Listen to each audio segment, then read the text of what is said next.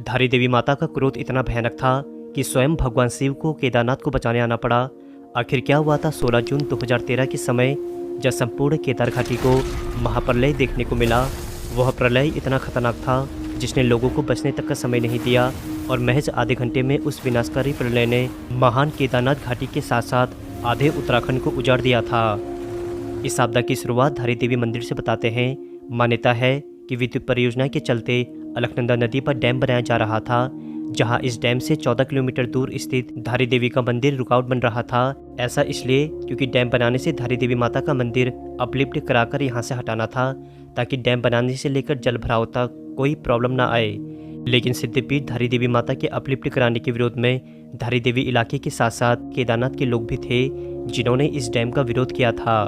साथ ही उन्होंने मंदिर को यहाँ से हटाने को एक विनाशकारी संकेत भी बताया था, क्योंकि दोस्तों आज से हजारों साल पहले जब धारी देवी माता का कटा हुआ सिर ऊपर से बहते हुए आ रहा था तो एक चट्टान में आकर माता का मन आगे जाने का नहीं कर रहा था और वे खुद वहाँ रह रहे एक धोबी से कहकर अपने को उसी चट्टान में स्थापित करने के लिए कहती है। और आज आप जहाँ धारी देवी का मंदिर देखते हैं वो हजारों साल पहले ऐसे ही थी। धारी देवी माता के बारे में अधिक जानने के लिए आप नैनीताल मीनिया यूट्यूब चैनल में इस वीडियो को देख सकते हैं। तो हजारों सालों से एक ही जगह में निवास करने वाली माँ धारी देवी को हटाना एक विनाशकारी प्रलय को इनविटेशन देने से था।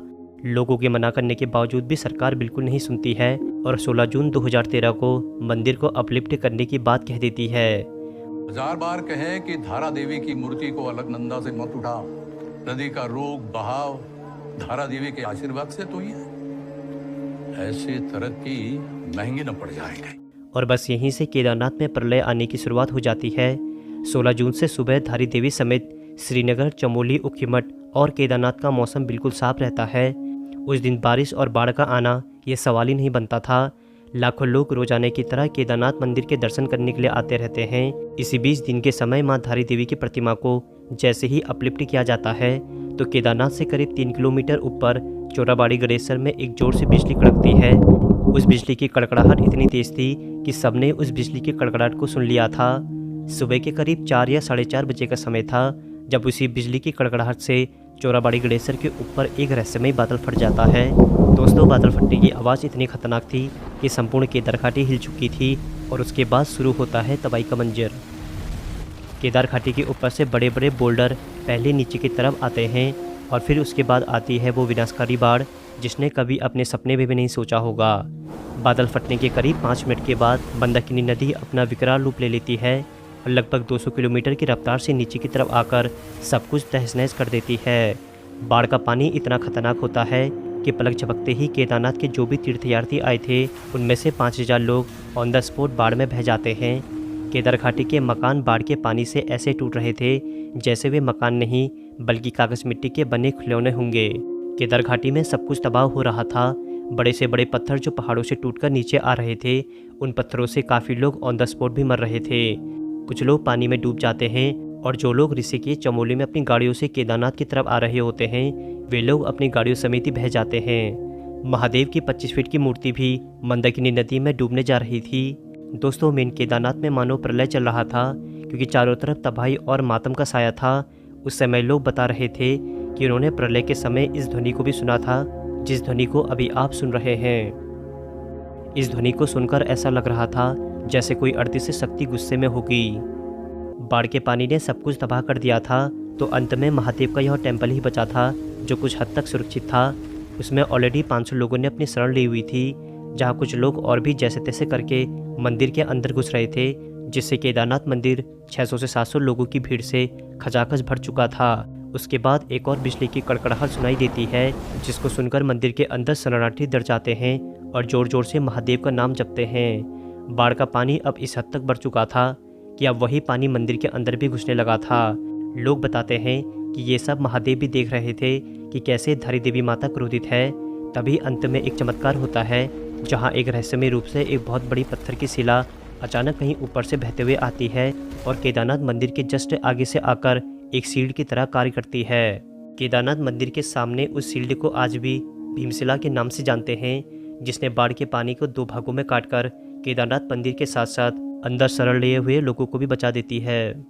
दोस्तों भले ही आप इसे चमत्कार कहो या कुछ भी कहो, अगर वो सील रूपी भीमशिला केदारनाथ मंदिर के सामने नहीं आती तो हालात और भी ज़्यादा बदतर हो सकते थे। केदारनाथ घाटी के साथ साथ हिमाचल प्रदेश, चमोली, ऊखीमठ, रुद्रप्रयाग, ऋषिकेश आदि स्थानों में जब बाढ़ का प्रकोप चल रहा था तो धारी देवी मंदिर के पुजारियों ने वापस से मां धारी देवी को पुनर्स्थापित करने की मांग करी और जल्दी से मंदिर के पुजारी मां धारी देवी को मंदिर के अंदर रखकर उनसे माफ़ी मांगते हैं। तब कहीं जाकर मां धारी देवी का गुस्सा शांत होता है और उसी के बाद यानी 3 दिन के बाद केदारनाथ का प्रलय विरामावस्था में आता है। जब केदारनाथ घाटी का प्रलय शांत होता है तब उस समय केदारनाथ कुछ इस प्रकार से दिख रहा होता है जिसे अभी आप देख रहे हैं। उस बाढ़ ने सब कुछ तहस नहस कर दिया था, जहां लोगों के टूटे मकान, लाशें और बड़े से बड़े पत्थरों का मैदान बन चुका था। लेकिन कहानी सिर्फ इतनी ही नहीं है, क्योंकि अभी आगे और बुरा होने वाला था। लेकिन दोस्तों, वो जानने से पहले अगर आपने यह वीडियो यहाँ तक देख ली है तो इस वीडियो को एक लाइक देकर नैनीताल मीडिया यूट्यूब चैनल को सब्सक्राइब भी जरूर कर लीजिएगा। आपका एक सब्सक्राइब हमारे लिए बहुत मायने रखता है। हमने जो है अपलिफ्ट करना हमारी मजबूरी बन गई थी, लेकिन जिस दिन अपलिफ्ट हुआ 7:31 पे अपलिफ्ट हुआ शाम को, और 9:13 पे जो है केदारनाथ पे आपदा आ गई थी। केदारनाथ का प्रलय हो गया था। हमको ये लगता है कि माँ धारी देवी का प्रलय था। 5:10 पर फिर भयंकर मतलब पानी आ गया तो सबने कहा बच जाओ। हम ऊपर भागे तो एक पत्थर में खड़े हो गए तो उसके बाद हमने देखा तो नीचे स्थिति भयंकर हो गई।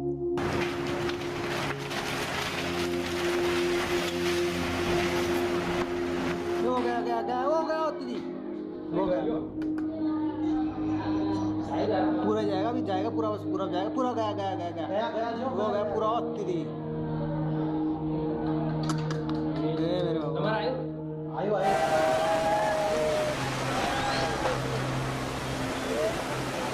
अब हम ये हैं भिखारी के रूप में हैं, बस कुछ नहीं है हमारे पास।